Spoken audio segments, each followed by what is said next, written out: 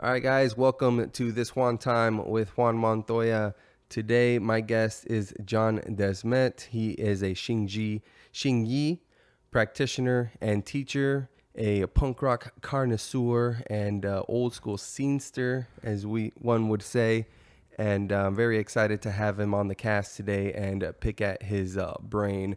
I will be combing through this podcast for years and years, trying to You sure about that? Oh yeah, man. Oh, you a wild one. You're a wild one. John, go ahead and introduce yourself even further and kind of dive into it. I just want to know all about DeSmet. What you got for me? Well, it's actually DeSmet, but I'm not a big what do you call it? It's not that big of a deal if you say DeSmet or something else. I'm big on getting it right. It's DeSmet and Xing Yi. Xing Yi. But we're talking about like proper names, so it's not like milk, eggs. I get you, but like I've taken a couple of courses with you in learning a little bit of that Xing Yi, and I'm all about form. Like yesterday I did a soccer practice, and I was, I'm trying to get the form down. So in that sense, I'm the same with like words and pronunciation, enunciation, right, and all that. I want to get it right. Well, so you let me know. The thing is when it comes to any discipline or art you're learning, it's good to be like that. But then eventually your natural mind will take over and you just kind of make it your own. It's like when you start driving. My teacher says when you start driving a car, you're measuring every mirror, adjusting everything, and you're like cautious. Yeah. And now when you get behind the wheel, you just get it go. You could be doing like other stuff even. Look at all these people that do other stuff while they drive. But anyway, I'm John, also known on the East Coast and around certain select circles, like in the music community as John Meat. But, that's just with hardcore kids circa late 90s. With early 90s. Like photography and some of the articles you've written and whatnot. I used to do a fanzine. It was my own self-published magazine, and I did like 6 issues of that because I just wanted to bring these smaller bands at the time to like say, hey, I'm a fan of this, check this out. And back then it was pre-internet and blogging, so you can go to a show with the band that was playing in your magazine, and you could maybe sell 10 or 12 of these things, and it was good exposure for the band, and it was a way of you to give back something to the scene, say, hey, I appreciate your band. And a lot of it was like goofing around, and like I had some pretty stupid content and stuff that probably wouldn't fly in this politically correct or whatever conservative day. Like I used some choice words and such, but it was fun. What's crazy about that comment is that it's in the politically correct day and age that we live in right now, a lot of that like over analyzing or just like over exaggeration is coming from the left. A lot of it is. It's coming from both sides, I think, but I'm not really a political guy, but what I see is you got extreme left and extreme right, and it's keeping everybody kind of separate. Because those voices are the loudest. Yeah, that's I mean, the thing. Some of the most influential people didn't have to shout. Yeah, that's true. Like, unfortunately, some of those people were silenced early, but that's a whole nother discussion. Yeah. How long did you do that zine? I did it from about 95-ish to about 2002, and then my hard drive crashed, and then I had the 7th one ready to go. I was pretty close to getting into Howard Stern's inner circle of whack packers and periphery people. Yeah, I've heard you mention some names. I'm a big fan of that show back in the day, and then like 6 years ago, I just let my Sirius contract or just lapse. It's not that I'm not a fan. It's just I found that I didn't want to spend it was only like $12 a month, but I didn't want to spend the money and then I was like, man, it's almost like if you join a gym and don't go, you feel like a turd. It's only $10 a month, but it's $10. Dude. Well, no, it wasn't the money. It was just like he was on vacation a lot, but I still have that love of the golden age of like the OJ trial days, because he was like that. I use that as a time marker. Around that time, that dude was on fire. Mm-hmm. Like he was just, And I don't really agree with what he would say about women, because like I was raised by my mom, single mom, but at the same time, the weirdos and the circus freaks that would come on there, Yeah. and the comedy bits and the prank calls are kind of what drew me. Because I mean, I come from New Jersey, and I remember when the Jerky Boys cassette was being dubbed in my circle of friends, and we got a hold of that. We just laugh our asses off for like 3 hours playing it over and over. It's back in the day where, you just kept playing cassettes till they pop and die out, and it's not as hot there, so it didn't like melt. But yeah, so came from Jersey, old skateboarder too. So skateboarding and punk rock back then, or alternative music, was kind of like just all meshed together. Yeah, it goes hand in hand. Yeah, it was like back in the day when you could see the Red Hot Chili Peppers were in Thrasher magazine. Mm-hmm. Now they're like beyond that. They're like Rolling Stone. They're huge. Yeah, they're enormous. Like, all the alternative bands back then were still like ready to break. Mm-hmm. So showing my age a little bit. But yeah, so. Well, the martial arts keep you young though. That's what they say.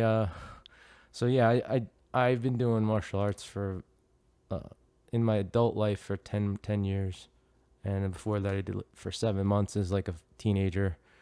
And I don't know if it's keeping. I guess it's doing something. Yeah, it might be helping the quality of my life. It has to. But it's also bringing out, or like as it's doing that, I'm having challenges in which my teacher would say, without going into detail, you're your own dragon, or the biggest dragon you'll ever meet is yourself. And I'm like, that's so true. Yeah, it is. Because a lot of the so-called problems I have, I look at it. Self-inflicted? Yeah, and I'm like, it's not the thing, it's how am I reacting to the thing. Yeah. Like I was thinking about that the other day. It's like I've been through some really, really stressful stuff and remained calm, and yet a computer or phone will glitch and I will lose my shit. Well, the issue is that we're so used to like them working, and we rely on them so much that when the technology fails us, it's like an eternity. And in our line of work, you have another person staring back at you in the face and saying like, hurry up. Oh, well, it could be my car's touch screen on the Bluetooth. It could be anything. I think what it is just in other words, I've dealt with stressful situations or like traumatic things. However, I mean, let's put it in perspective. I'm not living in the Middle East and having missiles rain down on my head. I haven't seen like my family executed. I haven't been in an internment camp or anything like that. But I'm saying I've had some sketchy situations in life. But when something stupid happens, like in perspective, it'll just flip my switch sometimes. And the martial arts has helped, but at the same time, I'm thinking, man, I have to really choose I'm getting older. I better choose my battles a little more carefully, because in my 20s, I was a real hothead. So yeah. And even into my 30s, and now I don't want to be known like that from the people that know me. And I know quite a few people. Like I got a lot of acquaintances around the country and such. Mm-hmm.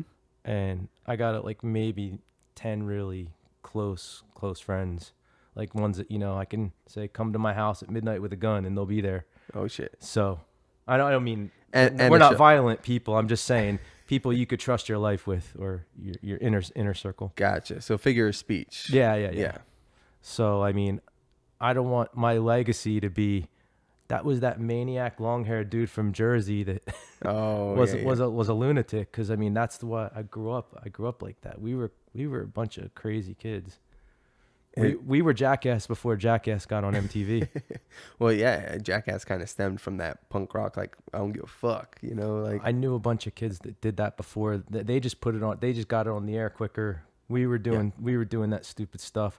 They just had a bigger budget, and they like gorilla suits and like fireworks. Theatrical. Yeah, they had a budget because MTV, like they had a hit on their hands, and they're like, oh well, we're gonna just keep seeing how long we can milk this till somebody dies. Well, they had some crazy dudes. I mean, Knoxville and fucking Steve-O. Fuck, dude. Like, Steve-O, a maniac, dude. Well, even they're starting to, like, you know, that was already like over 20 years ago, if you can imagine that. It is, right? Yeah, something like that. Shit. Yeah, the intro. That's the Minutemen.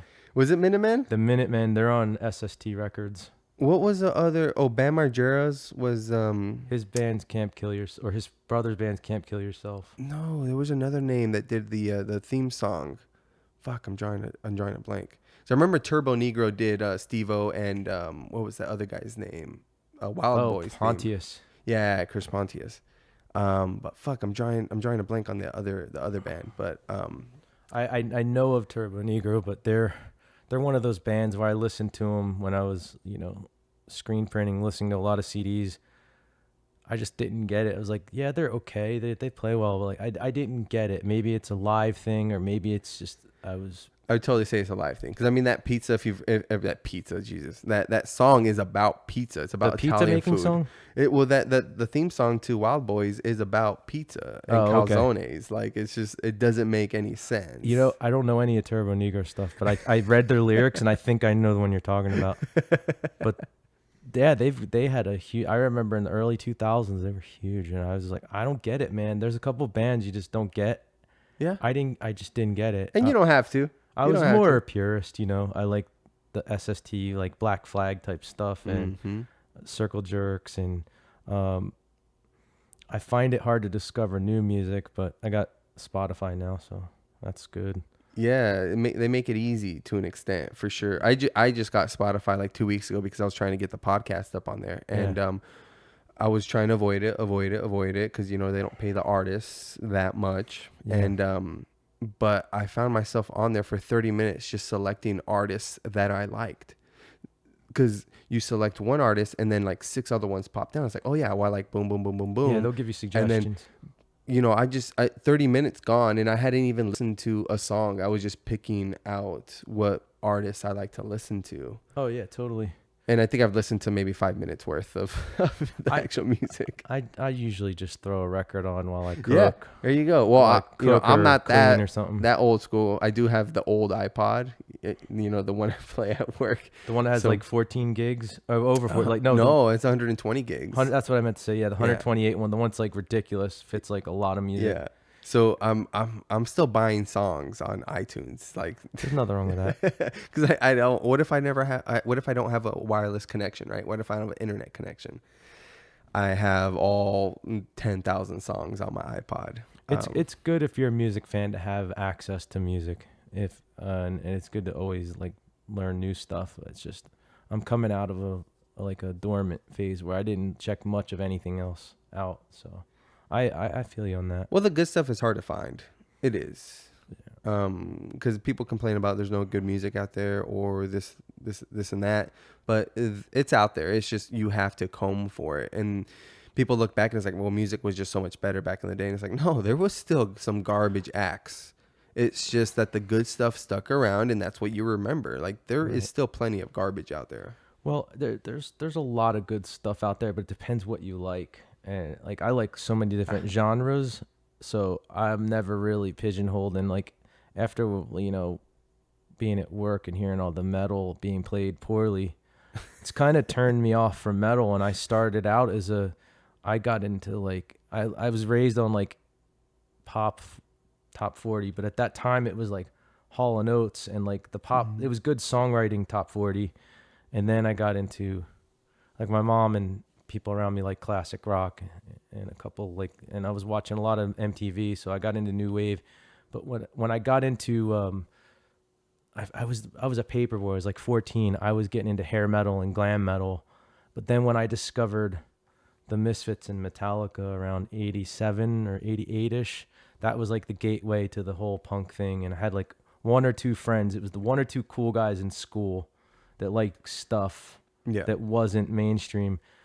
Like we started trading tapes and stuff, and that was the beginning of everything. Because I started skateboarding. That's when the world kind of opened up. And then looking back, I kind of was like, I was an asshole. I was reacting to like society or the world, and we we weren't like really like bad hoodlums, but we weren't upstanding kids either. Mm-hmm. Like if I looked at me at 15, I would have wanted to slap me around. I think most everybody would slap their 15-year-old self around. Yeah, for we sure. were pretty stupid, but we had fun. I mean, I think some of the funnest, ridiculous things we did was maybe I was 15 to 25. I was fearless. I didn't know what it was like to be injured or it didn't hurt to fall down. When did you start skateboarding though? I would say around 14 or 15. Yeah, because I have always been terrified of skateboarding. Every time I've jumped on a skateboard, I've just never taken the time to really learn it, and I've always fallen on my ass. So like I see somebody skateboarding, I'm like, dude, hats off to you, dude. I've slowed down a lot just because like I do so many other things with my hands, as you know, like martial arts. I went to school for fine arts, and that's on hiatus. But I play guitar, and you know, it wasn't until recently that I'd say the last 5 to 10 years I've been more into playing music myself instead of just going to shows and documenting things. I was big on just going to shows, taking pictures of the band, and then doing the fanzine. So, I mean, I've had my hands in like a lot of different things. So, but the hands are important. If I broke my arm or hands, that would be a problem. Yeah. But To say the I don't least. live in fear, but I'm not hucking myself down 7 stairs to do a handrail anymore, just because like I'll get fucked up really bad. I just know it because, you know, a lot of the people that pull off what they can do, it's either level of experience, years and years, or they're just insanely talented and they're younger and the body just rebounds. It's resilient, you know? Yeah. And I just don't have that anymore. I mean, I know all these tricks to try to, you know, make it feel better, or like put a bandage on a bigger wound. But the bottom line is like the joints, the bones, and the anatomy. Just as it ages, you're on borrowed time. It doesn't keep up, and you have to take extra precaution on resting up and recovering. Whereas people are just like, well, we got to go. And it's like, dude. I know dudes in their 40s, 50s. I don't know if there's many 60s and 70s, but they're ripping and they're still doing crazy, crazy stuff. I mean, I know Tony Hawk, he's had like 18 different knee surgeries. I don't want to be that guy. I don't want to have to be in a walker. But, you know, at the same token, I was never as talented as some of the friends I knew that were really good. I knew I rubbed elbows with some pretty impressive skateboarders, and that's not me. I just do it strictly for the soulfulness and the fun. And so, yeah, that's There's nothing wrong with that, man. You know, you don't have to perfect every single thing you do. You don't have to like become, you know, monetize something. Like you can just do something just because you enjoy doing it, you know? Oh, sure. Like, I think that's a strange way we look at like success or meaningfulness in a venture. And it's just like, well, you know, how famous are you in that? Or how much money are you making in that? It's like, can I just do it just because I enjoy doing it? So I do think that that's something that people kind of pigeonhole themselves into as not trying something just because they're like, well, I'm going to waste money or I'm going to do that. It's like, no, it's not. You're not wasting money if you're enjoying it, if you're getting some sort of pleasure. Because at the end of the day, you're going to gain knowledge from whatever venture you choose to take. You're just going to have a blast. I mean, like snowboarding is expensive, but people that do that, they get hooked. I fucking love snowboarding, dude. So I've never been able to skateboard, but snowboarding, dude. I went in high school. We did a ski trip and we went during the day and I couldn't get it, dude. Spent the whole day on my ass. And then they were like, let's come back for night skiing. And I'm like, fuck, I can't even do it during the day. I'm not even going to try to do it at night. But enough people came and I'm like, okay, let's do it. And I went and then all of a sudden it just fucking clicked. And I mean, I wasn't speeding down. I wasn't doing like the whole cutting back and forth like you would normally would. I was still just like seesawing to an extent. But I wasn't on my ass. Like I made it down the mountain without falling once the first time. And I was just like, holy shit, it clicked. And then the next day we went snowboarding. It was totally fun. I was keeping up with people that had done it for years. And then like the next day we had to leave. And I was just like, dude, I can't wait till next year. I can't wait till next year. And I went like 5 years straight. But I haven't gone since having kids, of course. Get tied up. Well, but soon I'll take them on the bunny hill. Yeah. I have no children that I know about, so but they're all out east, man. No, I don't think so. That's okay. The thing is back about kids is like, I think the reason I've been able to pursue so many different things and be immature and stay young is because I'm my own kid. Yeah. Hell yeah. You could see by the layout here, there's a lot of stuff. It's kind of matured a bit, but before there was like TIE fighters and shit all over the place, and Yeah. that doesn't go over well with significant others sometimes. It doesn't. I agree. I don't want my house to look like a mini Disneyland. I want it to look like a house, but I can't believe I'm saying that's disappointing. My 25-year-old self would be ashamed. Your 25-year-old would kick what your if old he ass up. sold out. Sold out, motherfucker. But yeah, you know, it is what it is, and yeah, I don't know. I mean, you go through phases, and you got to realize, you know, there's certain things that suit you more in this, you know, state of mind that you're in now, you know. Well, the thing is like, if I could retire right now, I would still have a lifetime of work I could do, like in either music, martial arts, or fine art. You're never gonna hear me say I'm bored. I can always find something to do, even if it's something that somebody might consider utterly ridiculous. Like, I'll watch like ridiculous stuff on YouTube or whatever, but like, I'll never be bored. There's always something to do, as long as I have my health. Yeah. You know, as long as I'm not like bedridden or terminally ill, I'll always have something to do, that I'm doing, and that I've kept busy. Yeah. And I think that maybe having a closing retail schedule the last 10 or 15 years and staying that busy kind of burned me out. It can. And I was a vegetarian. I am vegetarian. Well, not very strict, but I think I depleted my B12. And like this year, I just finally, my body said, you know, you better slow down. You're going to get fucked. Yeah. Well, you got to supplement for sure. Yeah. I mean, I started eating some animal proteins, but I didn't go full on like steak or keto or anything. But like, I don't know. I guess it's just, you get older, you get wiser, and it sounds boring. And, you know, Kiss says if it's too loud, then you're too old. Well, you know, there's something to be said about silence. Sometimes it has its place. Well, people get scared. They get scared to be in their own thoughts, man. You have to you have to have your face, your nose down in your phone, consuming something. You can't just have a second to just be like, wow, let me just kind of look around and take this in, and then how do I feel about this, or how is this making me feel? And feel. You don't want to feel, because the weight of everything you've been putting off is just waiting to take you over. And if you don't acknowledge it and take the time to assess all that, it'll fucking eat you up for sure. Yeah, I think with phones these days too, is so people are so dependent on it, and I hate my phone. But to me, it's a tool. It's a tool. It's something like a hammer. It could be something like a computer. It's just taking the place of the computer, and it's a lot of all-in-one technology.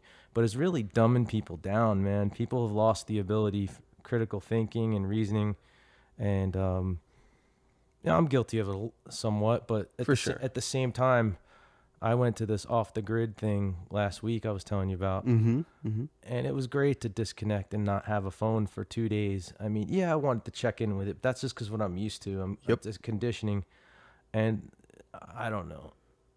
I don't want to get into like crazy stuff, but I have my theories that the cell phones, they could be used. They are being used against us, because imagine you build up this need or this desire to have it, and then all of a sudden it's taken away. Yeah.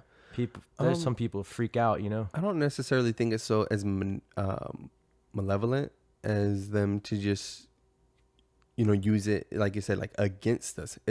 The fact is that they want us using it as much as possible so they can sell us and learn about us as much as possible. Sure. There's a reason why all the programmers / you know, inventors of certain technology or social media sites don't allow their own children to use the very things that they created as they intend the general public to use. Well, this is because they know how it's being used. Yeah, well, I don't used, but I think you're drawing too much of like a pretense to it, as far as like it's evil, and I'm coming at it from like, it's not necessarily evil, but what it's doing is definitely negative. Well, it might be like a neutral thing, like a tool, but at the same time, there are people that they're not even aware. As you can see, Yeah. they're going down the highway, going 70 miles an hour, talking on the phone Mm-hmm. or texting, and like, you gotta. That's pretty fast with. Yeah, And it's if pretty fast. You hit Texting and going 15 miles an hour is too fast. If you hit something, your asshole's gonna be going through your front teeth, and I don't know. I'm gonna sound like an old man, so There you go. I'll just leave it there. Let it out. I'll just leave it there because I've texted while I was driving too, but Listen, who hasn't? We're all gonna talk about like you shouldn't do it, but everybody has done it. I do it, but and to an extent, we continue to do it because we've gotten away with it. That's all it is we've gotten away with it, and we know we shouldn't do it. I definitely try not to. I use a lot more voice to text now.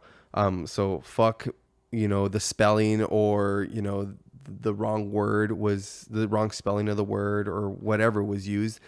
I'm using talk to text, so I'm not like, distracted to another degree. I do that too, but it ends up with sometimes I get misunderstood, and that's one of my triggers. Yeah. When I'm misunderstood, everything goes to shit because like, man, that's not what I wanted and you're to talking say. to me. You're talking to me. If you notice my messages to you I try to use proper grammar and what's the word I'm looking for? Punctuation. Gotcha. So I'll try to use commas and question marks and periods and quotes. Like I try to reply or text as proper as possible. And I'm no fucking literary, genius or I took one class. I think I took first year of college English, and that was about it. But I'm trying not to lose that because it's so easy just to go shorthand. And every now and then I'll do it, just when it sounds funny. But for the most part, you can go through my texts and see, I use commas and periods and capital letters. Like I want you to know what the point I'm trying to get across without like, well, did he mean this? Did he mean this? Oh, totally. Most people don't even give you that these days. So you're way ahead of the bell curve. I try to, again, I get back to the form. It's all about the form. Get the form down, and then you can worry about, getting faster about it or more proficient with it. Well, that's the thing for me. I've seen that. I've done that in various disciplines, so I totally get it. You learn how to do it the right way, and then you go Captain Kirk or Neo, and then you break the rules. Or you develop your own thing or your own way, method, and that's like the stage of development from student to intermediate to advanced or teacher, or I don't like to use the word master. That's my teacher's teacher wouldn't use that. He didn't want to be called that. Other people called him that, but he didn't like that. He was humble. Yeah. It's a shame he didn't toot his own horn because he'd be a little more well known, but he is respected even though he's passed on since 96. And when you learn, that's just, any teachers out there will tell you that's what you do. You start with, maybe you have no point of reference, and then you just get the motions down or the form, the proper way of doing it. And then once you start getting going, it's like watching your hair grow. 2 years time, you don't remember it being short. Yeah. Or you can't, unless you're taking pictures and documenting. You don't even see the growth of things. Like with music or anything, insert whatever thing it is you do. So yeah, it's about the journey, man. It is about the journey. Yeah. It's not about the end goal, and people get fixated on goals, and it's good to have goals. Yes. Because that'll get you I don't know, I guess it'll make the journey easier. But you have to fall in love with the method, the work, the hard work, the journey itself. Because when you get to the said goal and you start to look around, and it's like, well, this is what I was working for the past 2, 3, 5, 10 years. Now what?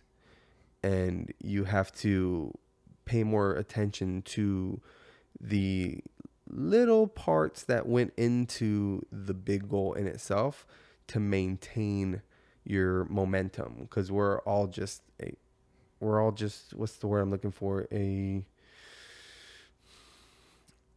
gathering. I can't think of a better word, but collection of our momentum. You know, like when you're having a bad day, it's just like compounding, and then at the end of the day, if something, the littlest thing, you know, just goes wrong or it's just irritating you, boom, you blow up. And it's just like, whoa, that little thing really pissed you off. And it's like, well, no, it was all this other stuff. And then that was the straw that broke the camel's back. So we're just momentum. We're just riding on momentum. So if you can get it, you know, steered in the correct direction, then you're better off, or better, what's the word I'm looking for? I'm so bad with words right now, but like, you're better like strapped to deal with. Equipped. That's the word I was looking for. Equipped. Well, it's like my teacher says, my teacher, Tom, he says, whatever you do, stay in your center. And you'll hear that in yoga. And you can apply that to almost, I think it's the zone where the thinking mind turns off, and then your natural mind, which is the one you're born with as a baby, takes over. So my challenge is to stay in my center regardless of what's going on. And if you have a bad day with a chain of events that, you know, it's raining shit on your head, it's really hard to recenter. Taco Bell shit. Yeah. Or if my challenge was I didn't get a good night's sleep, so I'm already at a disadvantage. Yep. That's still no excuse to go out and be a dick.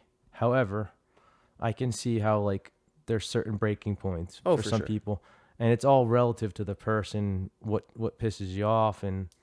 But like if you can stay in your center, like luckily most times things are starting to chill out for me. I can stay in my center. You stay in your center, and then you relate to everything around you instead of focusing. My teacher's big on, he has these phrases that are gold. He says, if you focus on one thing, that's all you'll see. If you focus on nothing, you see everything. Mm-hmm. So it's almost like when you're in your center, you relate to nature and everything around you. Yeah. And you could be doing yoga, you could be doing martial arts, you could be doing whatever it is that you do. Musicians probably can attest to that, especially when they just playing something and they're on stage and, you know, they're not thinking about it because they're rehearsed. Mm-hmm. It's the same thing. Tunnel vision. Well, I don't know if I'd call it tunnel vision. When I think of tunnel vision, I think of somebody sees something a certain way and they won't see outside the tunnel. You know what I mean? Mm-hmm. Because there's a guy I read named Robert Anton Wilson. He deals with reality tunnels. And he says a lot of people are living in these tunnels of sight, and anything outside of that they can't see. And if a little light breaks through to that, it could be terrifying, or they could be threatened. Yep. Put you into fight or flight. That guy's great. I highly recommend him. His name's Raw is his initials, Robert Anton Wilson. He had a fiction book. I bought it from Bookman's, and I couldn't even get through it. But his theory and his nonfiction was just really, really insightful. I really liked his stuff. I'm a big Joseph Campbell, Robert Anton Wilson fan. If you haven't checked out Joseph Campbell, that guy knows some really cool stuff. He's basically an expert on religion, but doesn't subscribe to any religion.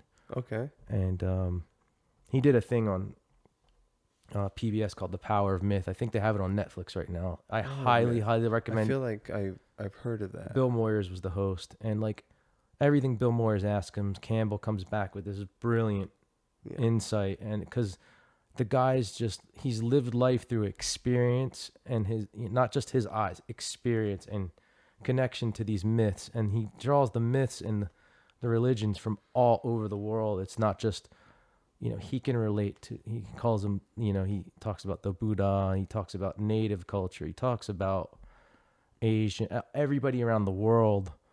And he attributes a lot of the problems our modern society has because we don't have these modern heroes and myths. And if you look around, I'm sorry, but like, and not to diss Marvel, I know people, but that's not the essence of a myth. That's more of a action story. Yeah. Behind it though, like the original, like Thor, there is a myth because that's Norse mythology, or like But like Spider-Man, that's not Oh no, yeah. epic. That's pure entertainment. Yes. So like Joseph Campbell, he is the man. I think he's passed on, and they did an interview at Skywalker Ranch. He was an advisor to George Lucas on A New Hope and Empire Strikes Back, and that's probably one of the many reasons why those were so rich. Yeah. Because of Joseph Campbell and the guy that produced Empire, I think it was Lawrence Kasdan. But anyway, I'm like one step away from convention and speaking Huttese, but yeah, Joseph Campbell's the man, dude. I think you'd like to read them. And Robert Anton Wilson, you got to find him on Amazon or like randomly at bookstores. I still can't find a couple of his. I think the one I read was Cosmic Trigger. Okay. That one was really, really rad because I heard one of your previous podcasts. You mentioned Ram Dass, Be Here Now. I think I started that on Books on Tape, but I never finished. That's another good one. There's all these books. If you're looking for something, whatever it might be, you might find something in there that's like that you could take away from it. You could apply it to almost anything. I don't know what you call those types of books because they're not self-help. They're not religion. It's not really spiritual. I guess it'd be more like metaphysical. What do you call it? Philosophy. Yeah. Yeah, that stuff. I could label it that for sure. It's not like hidden knowledge, but it's just, No, well, that's the thing about like that whole realm. It's not something that you haven't heard before, but I think it's the way it's presented to you is the difference maker. Because you can hear the same shit, the shit you're supposed to be hearing the whole time, but if it's not delivered to you in the way that it's going to connect with you, then it doesn't mean shit to you. And that's what I've learned. I was listening to some podcast. I think it was on it, Human Optimization Hour or something like that. But one of the guys was just talking about his delivery, and it's like you have to deliver to your audience. Because I'm a big proponent, or not a proponent, but like I always view things, and it's like, well, I would look at it this way, and I would look at it this way, and this is how I see it. So this is how I'm presenting it, and I had to just realize that everybody does not think like me. And so I have to take that into consideration when giving this information. So, there's some really, really groundbreaking philosophical quotes or statements and whatnot, but a lot of it is just shit that we deep down inside know, but it's hard to, connect with. Yeah. It's about connecting with your audience too, if you're delivering something. But I think in these times that, there has to be both male and female people that kind of hold up the torch and kind of lead the way, because I think culturally these are kind of somewhat dark times. Mm-hmm. There's information overkill, but as far as connecting with like stuff that really, I'll use the word resonate. Stuff that resonates, that's not always everyday stuff. And I think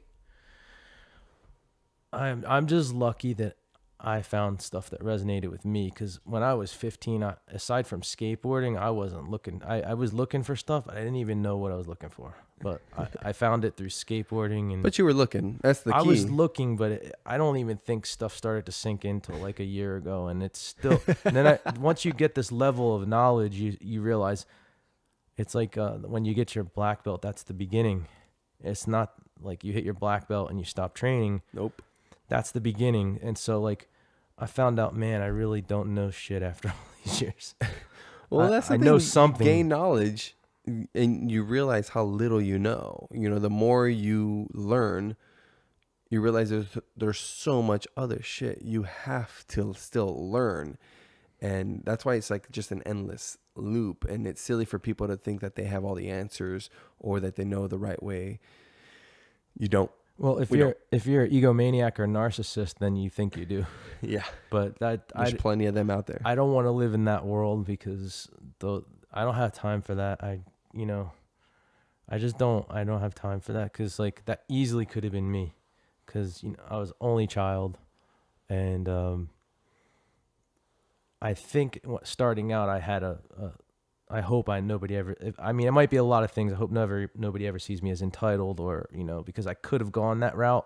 Yeah. I came from somewhat humble beginnings, but at the same time, didn't know what it was like to starve either. But if there are people out there like that, they think they know everything, and they're just blowhards. I found a lot of that in art school, where they didn't know everything, but some of the faculty they were resting on their laurels from the 80s, and it's like, I paid a lot of money to learn how to make pictures, man. It's depressing. Had I not, luckily I loved it, and I met a lot of cool people. I met a mentor, my friend Dennis. He pretty much was an eye opener. In fact, I owe knowing Joseph Campbell and certain artistic and aesthetic things and books and authors and stuff to him. And he's also a consummate musician, printmaker, photographer. I didn't really have a strong male figure growing up, so he was one of them. Like in my 20s, he was like an alum, and he was using the printmaking facilities. That guy really like opened my eyes, and he's a great guy. Unfortunately, he's in Staten Island, and I'm here, but we stay in touch. And yeah, I was gonna say he's out east. I got a lot of people out east, like New York City area. When's the last time you were out there? I was out there around New Year's 2018, because my mother passed on, so I was out there. That was the last time I've been back, but I still got all the punker and skateboarders and hardcore kids and friends and family that's left. They're out there, and good pizza and the beach. So the pizza, is it the water? Is that what it is? I think it's the water. I can say this about Manhattan. Supposedly it's on a layer of bedrock, and so the water comes beneath that layer of bedrock. So the river's all messed up, but the water supply is good, and some of it also comes from upstate, which is, I don't know how clean that is these days, but there's something about the water quality in the tri-state area there that makes good bread, pizza, and bagels. I don't think the people in Italy are eating pizza like Neapolitan or Sicilian pizza like they do, but still, well, I've heard that the dough or the wheat that they use is different. It's referred to as heirloom wheat, and it's not as like engineered as ours is. It could be, but sometimes if you just have the good water and good ingredients, you can get by on genetically modified wheat. But if it's heirloom, if it's referring to heirloom, like my fiance, she's into heirloom seeds. Those are basically seeds that you plant them and then they regenerate. So it could be, I don't know. I always wanted to get a job in a pizzeria because I work next to a screen printing dryer. That was hot. I figured pizza oven, not much difference. You're going to die either way. Then you go into gas blowing, then you go into like steel work, and then next thing you know, you're like, I don't know, working in a volcano. You're just getting hotter and hotter. I kind of wish I did more trades, and I don't know if I'd go as far as working in a volcano, but I wish I took more trades, because I think that's where it's going, because those people are in demand, whereas all these people with their masters are like, oh shit. Yeah. Like, what are you going to do with it? I mean, there are exceptions to every rule. Of course. Because I know a lot of people that got their masters and they're doing something with it. But at the same time, I wasn't going to spend $75,000 on a master's in fine arts so I could make prints. I mean, it would have been 2 more years of being able to do what I love uninterrupted. But some of the stuff I did it's like a dying art form. So it's like, the trick is to find a place that already has it and just do it there. It's otherwise, I think we talked about this before. You got to have, like, if you start getting into certain things that require a lot of materials and necessities, if you're not using them all the time or making money with them, you got to be wealthy, Yeah. And that's not reality. So going into art was definitely a reality check once you graduated, and had to pay the student loans back. And I did it, man. I paid them. I went right into screen printing shirts. My friend Jeff had a shop. It was just starting up, and he moved to another place, and that was a great job. And I got to put some of the degree to work. All I did was print, though. I didn't do the other processes much, but that was a blast because we did some really funny stuff. Yeah. We did wife beater shirts that said wife beater across the belly, and they're in Old English of also. I mean, we did some really crazy jobs that made us laugh. So Yeah. and he was always bringing in CDs. So I worked with other. He's a hardcore kid, so we knew each other before that. So it was more like there was a job to be done, but at the same time we laugh our asses off when we could. And so yeah, That's good. I paid my debts. That's good. So you all done then right now? Oh, I paid those off long ago. Damn, that's I've been impressive. I've been out of school since '98, so Okay. I would hope so. And even working in like the retail jobs, I've worked for like all the retailers. I was like obsessed with paying everything off, and Just being in debt to somebody else. it was more like I'm working so hard I can't get ahead. Why am I going to give this person interest? Yeah. I mean, now some people's reality is such that they have no choice because debt is like that. Once you get in, you're screwed sometimes when you get past that point. But I was lucky. I only had student loan and car payment, and like what saved me is I had my associates from community college, and then by the time I got my bachelor's, I was able to do that in 2 years instead of 3 or 4, because that would have financially been a whole nother reality. Yeah. And Doubled up. I chose art knowing that I'm probably going to end up waiting tables or retail or something. So I don't have any regrets. Yeah, but you enjoyed it, and I looking around, we are recording in your home here, and there's tons of art and instruments of all sorts laying around, and I see that they get their use. Yeah, somewhat. It's slowed down since the band used to practice here, but that kind of slowed down. But yeah, it's a blast. I can tell you, like, I've met so many people due to either fine art, skateboarding, or some type of facet of music.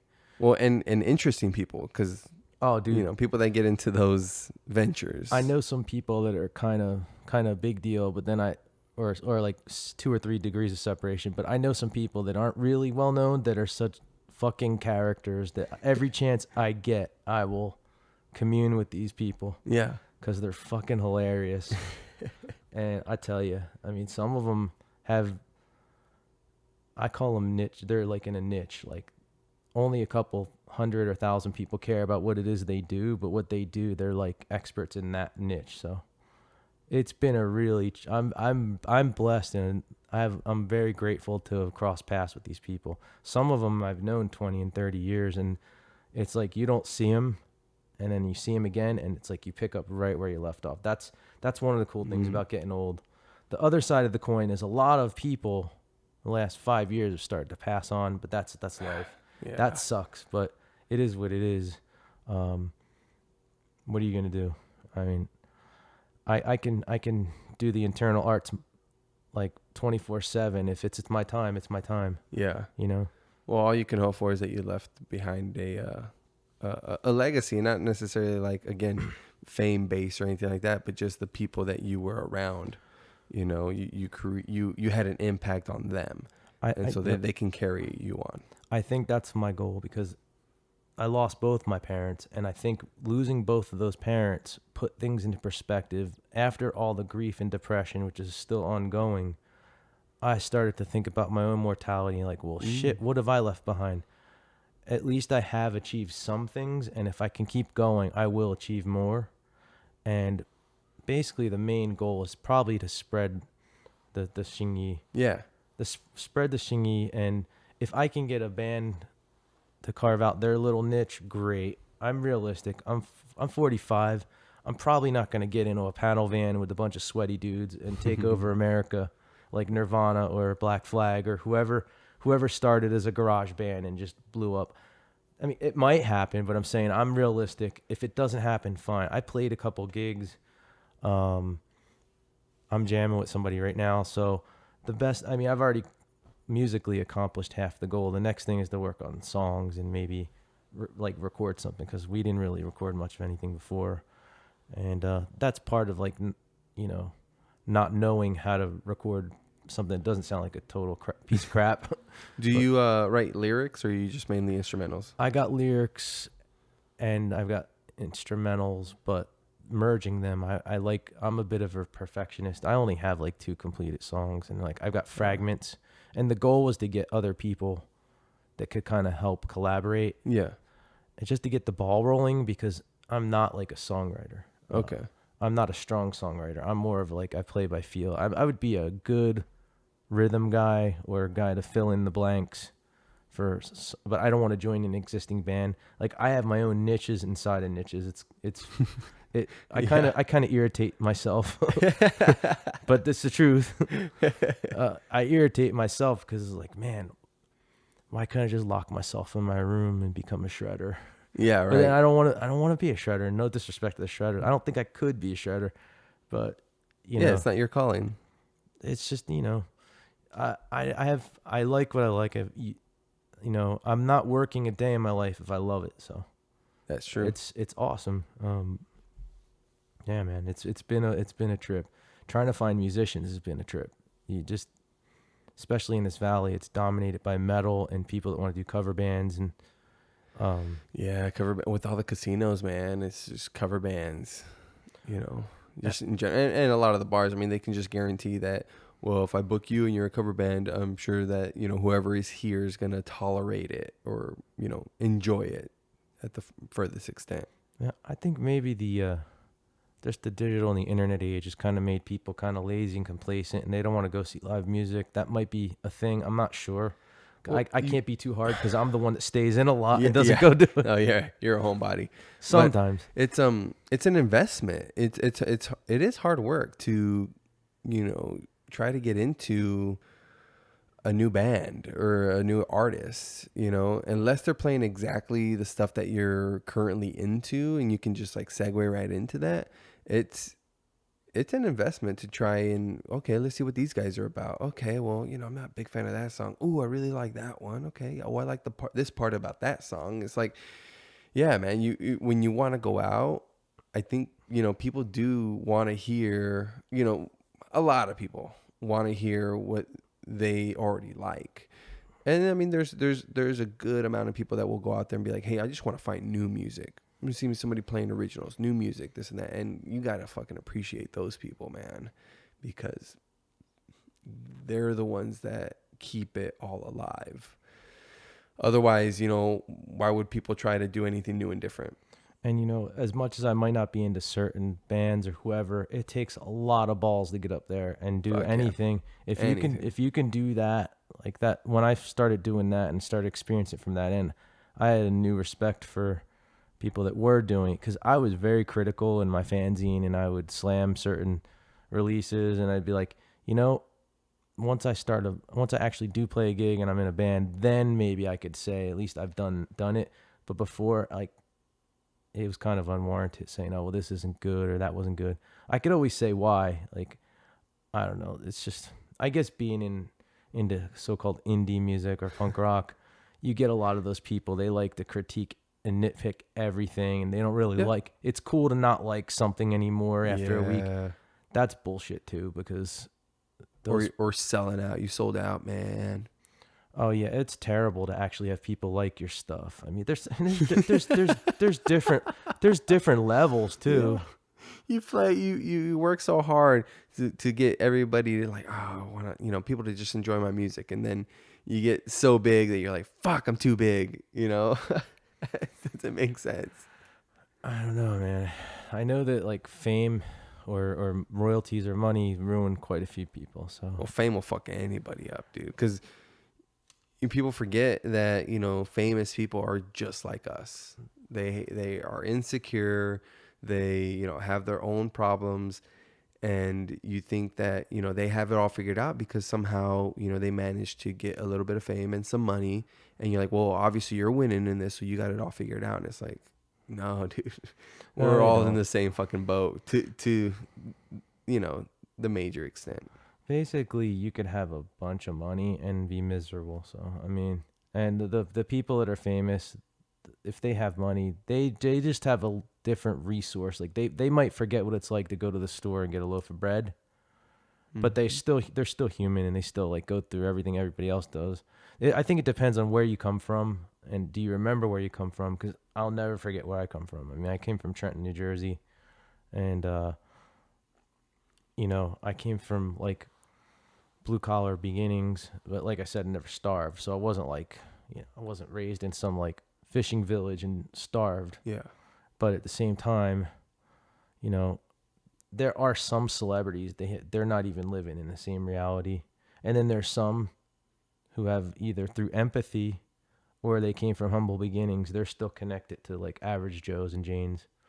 It depends on where you come from. Like, a lot of and you got to understand, a lot of celebrities or people in the music business or whatever field, you got to understand somebody's putting a spin on something from them, and that might not exactly be how things went down, because the media just destroys people these days.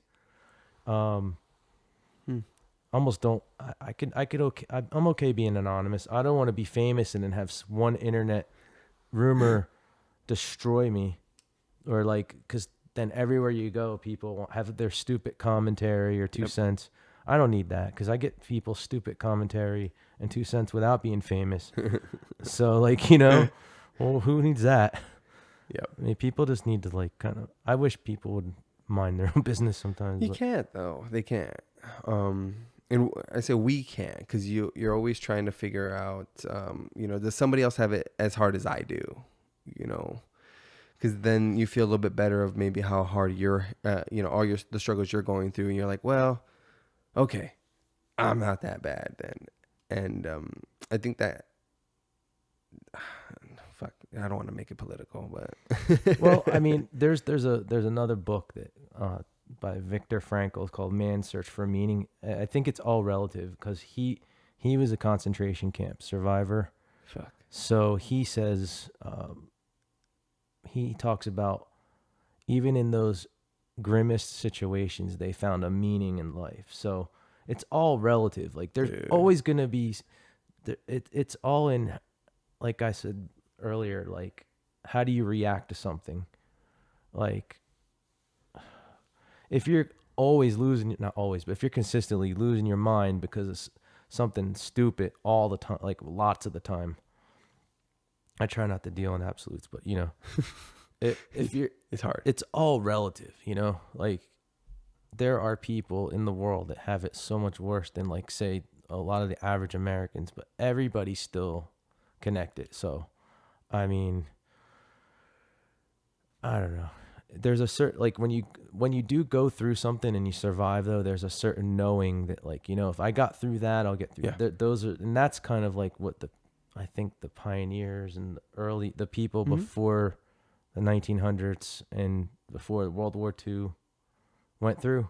And nowadays, if you're in America and you're in like, you're not in an inner city war zone, or, you're not getting shot up, there's a lot of things taken for granted, because, it's everything, you got almost everything you need. If and a lot of people are working 2 and 3 jobs, but I mean, it's not like, we don't live in a war zone yet. So in Venezuela, as my conservative friends would say, no, that's a great point. I hear a lot about that. Yeah. Well, that's a great point that, Sebastian Younger makes. He was a war zone journalist, and he's written a couple books pertaining around the idea of a close-knit community, and how we're not supposed to live in these big cities the way we do, and we're supposed to have it fucking hard, dude. Like, that brings us closer together. You go through a struggle, and if you go through that with somebody else, your bond becomes that much stronger. So like this guy, he's not wealthy, but he's well off, and he like chooses to like live in like this, little freaking apartment in New York, where it's the other people around him are really struggling, but he likes that community because it feels like that they're just closer, versus, everybody's goal is like, wow, I just want a really big house. I want a nice job. I want a white picket fence in the suburbs, well off. And then you start doing some research on that, and you start to see a trend in like the suicide rate and the prescription medication abuse in those like areas, and they're way escalated, more than they should be, when you're like, dude, you have a good job, you have a nice family, you're well off, but they don't have that struggle that brings the community together. Kind of the idea behind how the world was right after 9/11, and like it was a big fucking event that was traumatizing to us, and then you were forced to look at, you know, the good in people, or look for it, and, you know, just try to spread more love because of how bad that situation was. Well, I could say from somebody who watched the skylines Were burning. you over there? I was in New Jersey screening a skateboard shirt with 5 airplanes on a fleece sweatshirt at the time. When What? The planes No, hit. hold on. What, you were printing a shirt? I was printing a sweatshirt from this company called Rookie Skateboards, my friend Jeff's shop, and it was called The Friendly Skies, and it was 5 airplanes or so. Yeah. And it said RS NYC, Rookie Skateboards, New York City, while the first plane hit. So that happened, and like, I don't know, like I said, I freak out over my phone not working, but like World War III happened that day, and I was really freaked out on the inside, but I didn't outwardly project that. And I went down, he let us go home after the second plane and the towers collapsed. Fuck. I went down to, it was like, we were in South River, New Jersey, or Sayville. It's right outside the city. I went north up to the beach, and I could see across from the Verrazano Narrows and the bay, I could see Manhattan burning. And somebody lent me binoculars. It was like, I hung out there on the beach. I got sunburn, and they lent me their binoculars, and I watched Building 7 fall through the binoculars. So I was actually 30 miles from it, and there was F-16s flying over my house. I was living in a second floor house. I rented the second floor from an old lady, and there was no air conditioning at that time, but it had a nice cross breeze. So the windows were open, and I'm freaking out because I could hear F-16s. There's no other commercial traffic going on at all. It was crazy. Damn. And I just remember thinking, man, this is it. We're going to nuke someone, because I didn't know. And yeah, man, that was some crazy shit. It brought people together, but what a lot of people didn't know is there were people of brown skin getting pulled out of their cars, getting their ass kicked because that's true. Because New York is still New York. You have a certain, even though it's multicultural, you still have these pockets of racism. It's, I don't want to badmouth. It's one of the, it is one of the best cities in the world. However, you still have your Archie Bunkers. You still have your, I don't know, is the King of Queens racist? Or whoever. You got like Archie Bunker was kind of a bigot, and he lived in Queens. You still got those people, you still got those bigots, and you still got people in the projects that, you know, luckily, I didn't have a problem in New York City, like being a white dude, but in Trenton, New Jersey, I almost got a couple beatings. I managed to escape just for being white. So even though you were living in a multicultural East Coast thing, it was still, I came up through some times where there was, you know, pretty tense stuff going on. And I know even these days people are like, well, you don't know what it's like, because but like, yeah, you've experienced it. Trenton's no joke. Anybody that's been there will tell you. Yeah, and I had my cousin was dating a white guy, and he got beat up by a group of Mexicans for being white, and they beat up his Mexican friend for hanging out with the white dude. Like that. That stuff happens. That shit fucking happens. It's horrible. It's not about the nationality. It's about like the individual mentality is what it is. I mean, I get it. Like if somebody does slight you because of your skin color, I can understand. it. However, I'm not one of those people that, like, I've experienced it for a lifetime. I somewhat can, I don't know what you call it, empathize. Yeah. But I mean, there's no, I mean, a lot of people say, oh, I get a pass because, you know, but I can kind of get it. But I know what it's like to be on the other side too. Luckily, my mother put me in a Catholic school, 6th, 7th, and 8th grade, because if I went to a Trenton City school, I would have got my ass beat every day. Yeah. It would have been like the bell rang, and it would have been like ding, like the boxing. Because I might have just put a target on my head. Shit. Because the inner cities, Trenton schools, it was 80% like non-white, if not more. And that's just the way it is. Trenton's a depressed town. It's just like I've been to Detroit. It's kind of got that vibe. Newark, Elizabeth, South Phoenix at some point was probably like that, I imagine, based on the locals that tell me.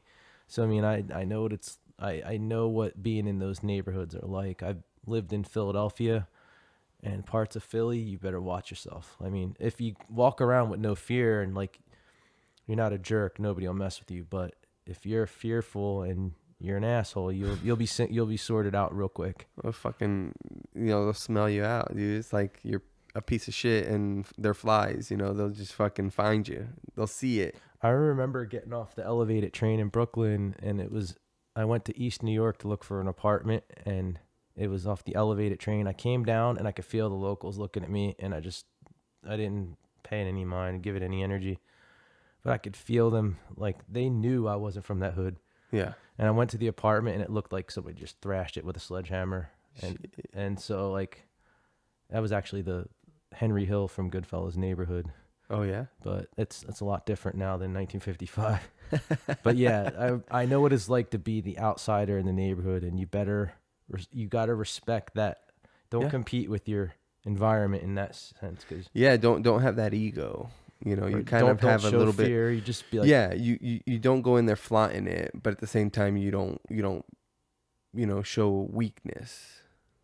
It's kind of like an unwritten code. Luckily, I've only been jumped a few times, but it was, and I've never been like, nobody ever took money. But I mean, I've been jumped by like local gangs in Trenton, but they were joke. So he would be like 3 or 4 on one. Yeah. And I wasn't a martial artist then, or I had only taken 7 months of Tang Sudo. So you just had your paintbrushes with you. No, I had my skateboard. I had to fight off a couple guys with my skateboard once, but and I'm not like a thug or rough type of guy. I'm just saying I came from an area where, my friends, they would want to go skateboarding downtown Trenton, like just 1 or 2 of them, like, don't do that, bad move. Yeah. They got their asses messed with. Fuck. And I always knew you roll down there 5 or 6 or more deep, and you have a better chance of coming home without getting jumped. So I remember what that was like. That was, maybe that's what makes me a little bit paranoid or street smart or whatever you want to call it now. Yeah. I've really chilled out since then, but that was how we were. And back then skateboarders were targets. We were wearing pink Dayglow shirts with skulls and dragons on it, or like turquoise. So we looked like the California surfer, but to certain people that didn't know better, it was they would throw certain words, make certain assumptions. Yeah, and so we were targets back then. It wasn't cool. There was no vans stored the mall. It didn't exist. No. Hot Topic wasn't a thing. Were gauges of things back then? No, nobody did that back then. I mean, it was very, very far and few between. They might have earrings, or like they might have had like a bunch of hoops. Like the punks had the hoops in there. Yeah, sure. But there wasn't like these big tattoo gauge culture. I mean, tattooing was still there, but like now it's just like you got your corporate dude that works at Verizon, and I'm just picking a random corporation. He's got sleeves, and that's acceptable if you wear a long sleeve shirt. Back when if you did that when I was trying to get a job out of high school, nope. Parents would be like, well, you're not going to get hired, And there were some people that did it anyway, didn't give a shit, but it didn't matter to me because I ended up working in what did I do? I remember I just worked in retail pretty much. Yeah. How'd you make your way out to AZ? I got involved with a woman in 2007 in Philadelphia. It was like one of those online. It wasn't a dating site, but it was like, I think it was called Fubar. Fubar. It was MySpace era. Hey. Before Facebook. And she and I started corresponding, and I guess we hit it off, and she visited me, and then I visited out here, and I'd been to the desert before, and I really liked it. I thought I was going to go out to the desert with a generator and start a stoner band, and like I thought I was going to be Caius or Queens of the Stone Age, and I was sorely mistaken. And we didn't work out. It was like 3 months, and I was like out here with no one in 2008. Nobody. She kicked me out. I had to get my own place. I ended up being a roommate for the next, 7 or 8 years ish, or 6 years or so. And I just stayed because brought so much stuff out here to be, and it's the first year was horrible. It was tough because it was like traumatic and didn't know anybody, but eventually it got better and better, and I like it here. What was it like looking up into the Arizona sky compared to New Jersey, like at night? Even here, since you got to go away from Phoenix to get any really like cool stars, but there's just so much light pollution in Jersey because I lived off the Route 1 Turnpike corridor, which is like major. It's, if you look at it from a plane, it's just like grids of electricity. Yeah. Whereas out here, it's like that around Phoenix. But when you fly over Phoenix, there's just these open black spaces. So it's kind of the same because I've been a suburban dude my whole life, and luckily I have fiance who's more, she needs to be in the nature. Thank goodness. She's going to teach me how to grow food and stuff. It's Jersey versus Arizona. The difference is it's green, it's densely populated where I was, you're close to the beach, and you've got like radical season changes. Big swings. But here it's blue and tan, tan from the sand and blue. There's these epic clouds, especially if you go up near rim country. And it's gorgeous out here, and I love the Southwest. I've always had an affinity for I like the Hopi and certain native cultures here. I'm not like studying them in depth, but I knew a little bit about that. And ironically, my dad's grandparents had like this magazine called Arizona Highways, and I would just look at that as a kid because they took such good pictures. I never thought in a million years I'd be out here, but yeah, it was pretty rad. And it's cool. It's cool here. I knew a couple people that weren't from here that used to badmouth it, like one of my exes. I just said to them, if it's so bad, just get out. How hard is it to get out if you hate it that much? Yep. Like I don't love it, but I really like it here, Yeah, well, it's fairly ideal. I mean, if you can put up with the summer, the rest of the year is fucking great. You don't get the big season changes. You don't get, besides a monsoon, pour down or two, and the 3 or 4 haboobs we'll get in the year. Boom, that's it. Yeah, it's good, but I think from a long-term standpoint, I don't know how much the water supply will hold up but that's a good point. By then, I'll probably have moved on to somewhere where it's a little more stable. I don't know where that would be because everywhere else in the country I've been to is humid as balls. Fuck humidity. Except for San Diego, I hear is perfect. And yeah, but that'll be underwater before you know it. That too. And in Hawaii, you can't afford to live. And in certain coastal areas, it's beachfront property. It'll be underwater. You can't afford to live. I mean, I'm sure somewhere up in a higher elevations, or like somewhere off the grid. Colorado, dude. Yeah, Colorado. Especially they just legalized psychedelic mushrooms. Did they really? Or decriminalized it. I don't think it would have mattered. Those people are going to be doing that either way there. There's it's a big ski resort, snowboard. Yeah. Kind of nature-based community from the people I've known. My only experience is going through Denver Airport for layovers, which is one of the most weirdest airports ever. If you ever seen that, like murals and whatnot, right? Yeah, I got pictures of those murals. It's a lot, and I don't want to get off on the conspiracy. Oh, here we go. I've looked into some of those. Well, I've looked into that for sure. I'm one of those guys. I like to call myself a pragmatic skeptic, or practical. I don't really want to say what it is, but I want to know about it. Yeah. I can't say what it is because almost for fear. I don't want people to think I'm nuts, but at some point I don't really give a shit, but at some point I kind of do. But there's definitely something going on that is right in our faces. If you know what to look for, it's right in your face. There's a guy called Freeman. That's his last name. No relation to Morgan. His dad was like a Mason. He does a podcast or some type of broadcast. Mm-hmm. That dude knows his shit. And you can choose to doubt it or believe it. Doesn't really make a difference, but he ties it all in with cultures and art and symbology. So like you can say all that conspiracy stuff is bullshit. It depends on what they're talking about. Like, Yeah. and it depends on your belief system. Like I like to think I'm pretty open-minded, but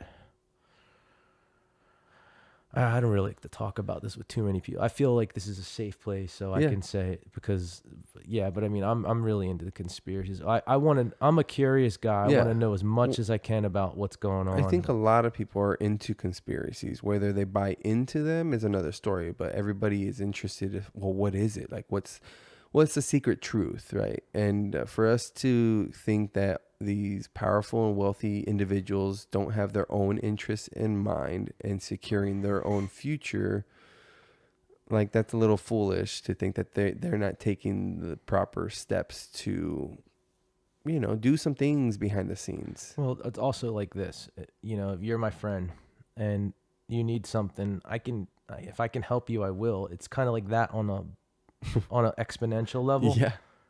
Friends in high places will help each other, and sometimes it's not ethical or it's not for the greater good.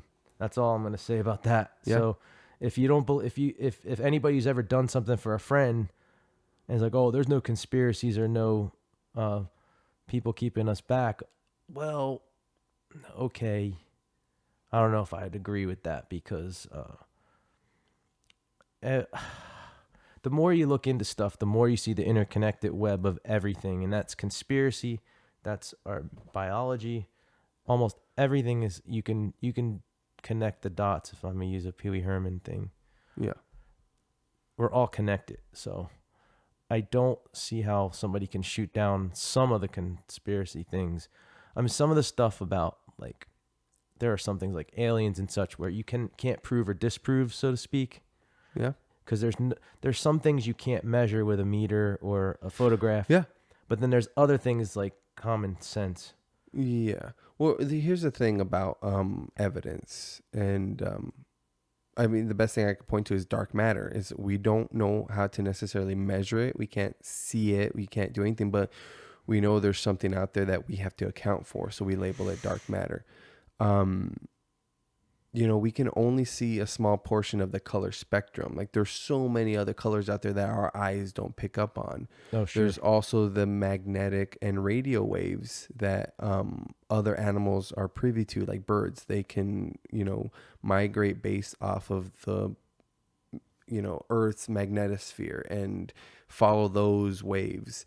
And bees, ultraviolet lights they can see. So it's like, there's probably some shit out there and we just can't hear it, can't smell it, can't see it, so on and so forth, because we're limited. Or we've forgotten.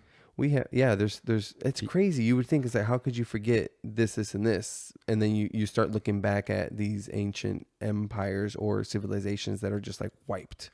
Well, I think if you're a Jungian, Carl Jung says it's a collective unconsciousness. Basically, over time, everything that happens is kind of in the collective unconscious or psyche of humans. Yeah. So if you believe that, then that could be a tribute to some of the stuff that's going on. But also oh shit, I forgot what I was going to say. But what were we on? I got off track here. Like just being able to see certain things. Oh yeah, like my buddy, a guy who remained nameless, was talking junk about chi the other day, and nobody actually believes in it. Maybe it wasn't chi, but it was something close to that. And like you said, you can't see a microwave, but if they hit you at the high enough frequency, it'll burn your ass. Yep. You can't see it, but it's there. The energy's there. So it's the same thing with chi or a lot of things.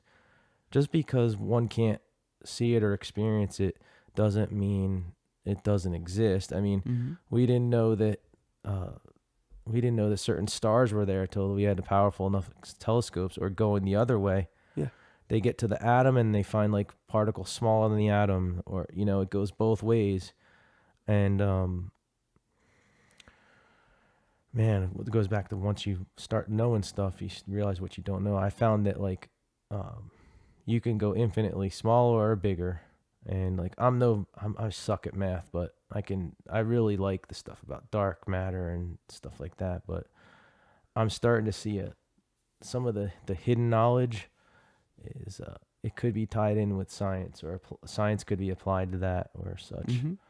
And like, I mean, how could it be a coincidence that all these cultures all over the world build step pyramids? I mean, yeah, they look different. It's the easiest way to stack shit up for the most part, but to again start looking at the magnetic sphere, and I think they're all lined up on that path where you get the most energy from the earth.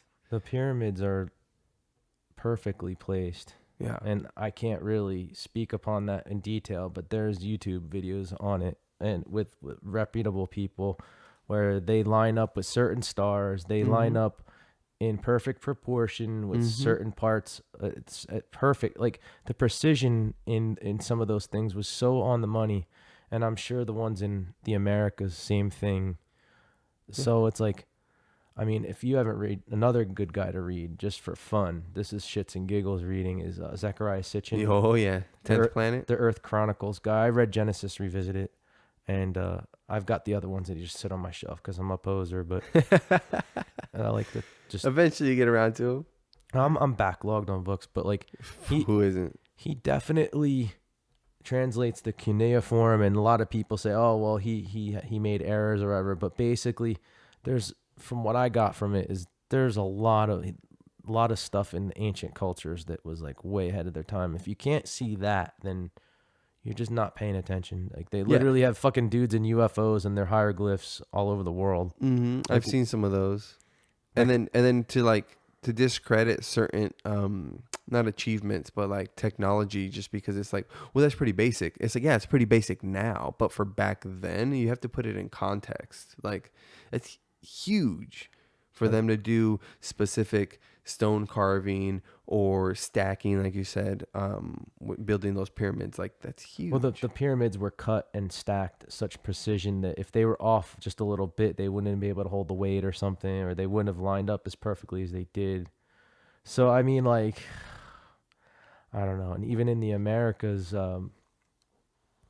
Sumeria. So the Mesopotamian, Tigris, Euphrates Valley, those cultures, ancient Babylon, or no, wait, the ones that Zechariah Sitchin's talking about. He talks about and such, and they had knowledge of mathematics, and they had star maps. Well, how did they have that? You know, somebody had to have a way of mapping that out. Or how did mathematics how did they figure that out? You know, I don't know. It wasn't there. You're talking about something that went down a long time ago, but all those so-called ancient cultures, man, they knew something. And I think what you're going to see is, like, long after we're gone, you're going to see either obliteration, or you're going to see us try to integrate that with the modern age. It's like, that's the way it's got to go. It's either we got to adapt, we got to remember who we are, and, you know, take all these advances and use them to further humans, or we're going to, you know, the Earth's going to continue. We're going to be a dead species. So, like George Carlin says, the Earth ain't going anywhere. It's us, people, you know, like, wake up. And, like, I'd have to kind of agree with a lot of the stuff that guy said. Yeah. Well, eventually the Earth will get off its axis, and, you know, the polar caps will change, but also by then we might even lose the magnetosphere, and also by then the sun's gonna expand enough to swallow us. So it all just depends on how long we're talking about here. Well, I'm saying in our lifetime, I'll be going. Oh, for sure. But it's all about, I think, what am I gonna leave behind? Like, I'm like a quark in the bigger picture, you know. But that thought is funny because, like, when you think back to like medieval days, or like the days of kings and queens, and you look back and it's like, oh, you know, I would have been a knight, I would have been this, I would have been that. And it's like, no, you would have just been a peasant, a serf. Yeah, a serf. Yeah, the most of us would have just been, you know, what's the other word that people are saying now, like non-player characters in video games? Plebeians. NPCs, I think is what they're referring to, non-player characters. Like, you know, when Oh, you're okay. like playing Zelda or something and you go into the store to buy It's like a equipment dude. and the guy's sitting in the counter, right? Yeah. Like, that's us. We're not not Zelda, but Link. You know, we're not Yeah. Link. We're not, you know, the main character in there. Most of us are just, you know, everything else that's like around. However, though, if you realize your power and you're in your center, you realize the impact you can leave. That's true. That's the other side of the coin. So That is true. I think that a lot of people just go through the motions and they don't really live. But the people that are, you know, passionate and are living, they're the ones that change things. Yeah, going through the motions, man. That's It's at a price, though. that's an early death. Well, Really is. The thing is I can tell you there's been more lonelier days than there has been like days where I was like, oh man, I'm the shit. But you appreciate those days though. I do, but at the same time, it's When you do feel like you're the shit though.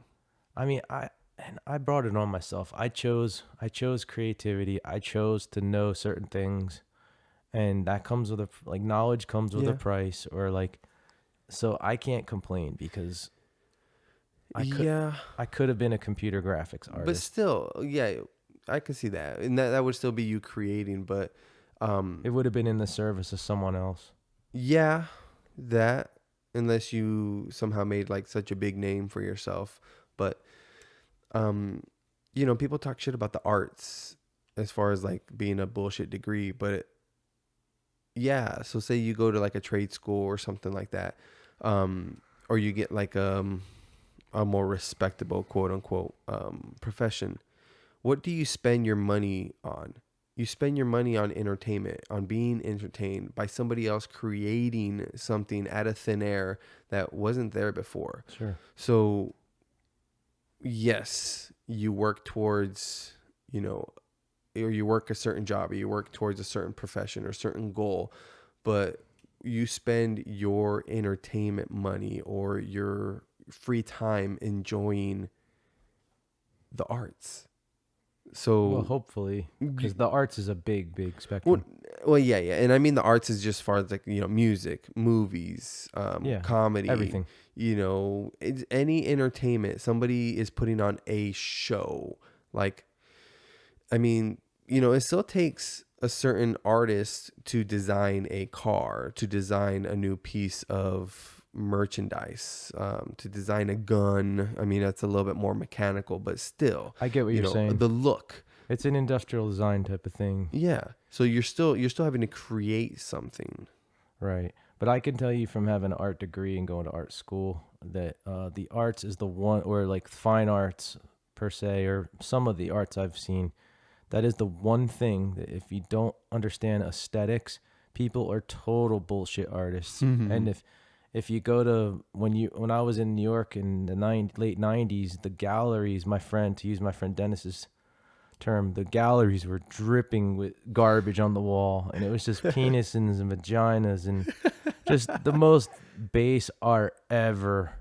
Or like somebody took even that, like Andy Warhol and Lichtenstein, they just basically, like, they did a lot for graphic design, but Lichtenstein just took a comic strip and blew it up really big on a wall. Andy Warhol, nice fucking soup can. Come on. I mean, what he did was Holy shit, dude. I just forgot you had a cat. I was freaking out. Yeah, no, I do. Bro. I was like, what am I seeing over there? But anyway, yeah, it's just a shape-shifting reptilian. Yeah, don't joke, dude. When we were talking about aliens. But, the Andy Warhol. Oh, yeah, well, I mean, nice soup can. I mean, he did influence graphic design because I took that for a bit. Yeah. But, yeah, I don't know. There is a way that you can judge aesthetics, and Joseph Campbell talks about that. So that's your boy. Well, he talks about it. He says, like, it knocks you out of your ego self and time stands still, whereas the other stuff is just slop. And you've got a lot of so-called artists that's just slop. Yeah. Or it's personal. It doesn't relate to anything. Low-hanging fruit. Yeah, I mean, lowest common denominator. And, you know, if, in all fairness, if that's what you're fed your whole youth and you're not sensitive to that, how can you ever see that, you know, luckily, fortunately, I was exposed to a little bit of everything. And then that dude, Dennis from New York, Dennis Green, he said he was the one that kind of laid this all down. And I applied that thinking to other things. I was like, you know, I can totally connect with that, because let's face it, if you're a heart surgeon and you bullshit that, people die. Yeah. If you're air traffic controller and you bullshit that, planes crash. Fuck yeah. You can't bullshit that type of stuff. But for some people, when they went, you should have seen some of the senior shows I saw in art school. You would have laughed your ass off. And I couldn't say anything because I was a white Caucasian male. They would have strung me up by my nuts. Ooh. Because that was right when well, we were coming off the like the mid 90s. Political correctness in the hardcore scene had just kind of like had its thing. And that was late 90s. That was at the Clintons and all that. Well, I think it was like 92 to 99 or so. Or it was George W. I don't remember, but it was a time. It was a time where you had to watch what you said or said you were saying, because there was a lot of people who were reacting to like oppression, and you had to dance around what you said. I bit my tongue a lot. Yeah, it's where Jesse Jackson really got his rise. Oh yeah, I mean, and so it's like I saw some stuff that it was just like, really, this, you spent an entire semester doing this, and the faculty should have stepped in and said, that's bullshit, but they didn't, because that's what was going on in the city at that time. And you know, it is what it is. I mean, I just hope I can still maintain the connection when I do make my return to art. I hope I can make that connection. I mean, because I could easily do stuff I could try to make images that would sell. I would just take whatever's popular and copy it and do it in a way that nobody's seen it and hope people buy it. But I want to do something that, you know, in 100, 200 years, people can say, oh, I relate to that. Yeah. And it came from somewhere meaningful instead of just... Yeah, I mean, some of those older paintings, they look as fresh as they were painted in like 400 years ago. It's because they're academically good, but they also connect on a spirit. Like, you know, it all goes back to, for me, mind, body, spirit. So there are ways you can measure aesthetics. You can't measure everything, but you can measure aesthetics. Whether you choose to buy it, that's your thing. Because like, a lot of people, if you call bullshit on them, they play whatever card they like to play. Yeah. I've seen a lot of that in art school too. It was kind of sad. So I kept my mouth fucking shut because I didn't have a platform being a white dude and with a dick. Because like, what am I going to say? They'll just say, well, you're a white dude with a dick. And like, yeah, thanks for pointing that out again. And again. Just did a lot of prints and I was happy, you know. Good. Well, shit, brother, it's getting a little late. It's almost 10:30 p.m. So, is it really? Yeah. You want me to strip down and you paint me here on the couch? No, forget about it. You paint your toenails on your own time. Shit. All right, man.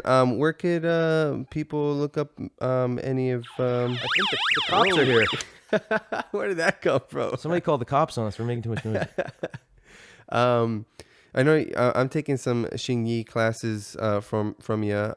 Where could people maybe hit you up if they were interested in learning some of that? Well, I'm glad you asked, Juan. That's a very astute question. You can find me right now on Facebook. It's Mystic Energy Arts. And I do an Instagram page, Mystic Energy Arts. Or wait, it might be singular, but if you look me up, if you look those up, I'm sure it'll come up. There's no like paid website I have right now. It's kind of word of mouth, and I'm working on trying to market it, and I'm putting up flyers. But you can find me on Facebook and Instagram, pretty easy. Or if you look up John Me, eventually I'm sure you could find me. My email is meatsheet@hotmail.com. It's been that since 1998. So is it JOHNMEAT? That's correct. It's meat, like, because it was ironic because I'm try to be a vegetarian, and it's meat. Because a good friend of mine who back east, he gave me that name. Yeah. I told that story many times, but we were passing a John Deere tractor place, and he just started pointing and laughing. He said it was me, and it was John Deere meat. Oh, okay. Just kind of stuck. And now all these punk rock kids know me like that. Yeah, no, I think it flows. I heard it for the first time yesterday, or no, Tuesday, Wednesday. I don't remember telling him that was my name, but I guess he did, because it had to be the same person. Yeah, so it's a trip. I mean, so yeah, John, but Mystic Energy Arts, and that's because of my teacher's always talking about mysterious energy. And yeah, I think it's a good name, man. It's a good name. Oh, thanks. It's it's the one I'm going with. Eventually, I have a logo and all that. So. Well, let me know. I started doing logos, as you can see. So sweet. All right, guys. Well, thanks for tuning in, and yeah, I'd love to have you on again sometime, man. So yeah, maybe once you get a couple other people. Yeah. Down the, or if you, yeah, I'd go on again. Of course, it's good fun talking about yourself. Oh yeah. Well, exposing yourself, and so others can scrutinize you later. Yeah, it's all about being vulnerable. Yeah. So that's where I'm at right now. So. All right, cool, man. All right, man. Thanks for having me. Pleasure. All right, check you guys later. Visit www.thisjuantime.com for all your Juan needs, I guess. Yeah, necessities. You better go there. All right, later.